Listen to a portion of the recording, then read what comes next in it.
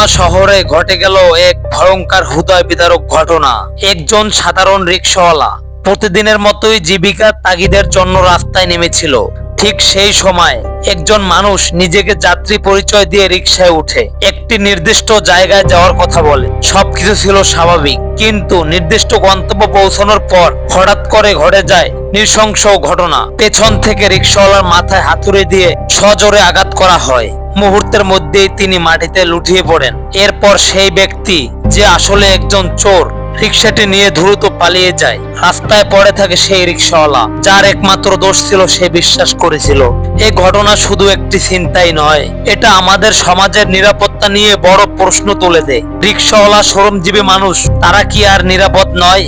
আমরা সবাই চাই দ্রুত এই অপরাধী শনাক্তকরণ ও কঠোর শাস্তি, এবং সেই সাথে চাই সবার জন্য নিরাপদ রাস্তা, নিরাপদ সমাজ। আপনাদের মতামত কমেন্টে জানান, ভিডিওটি শেয়ার করুন যেন সবাই সতর্ক হয়।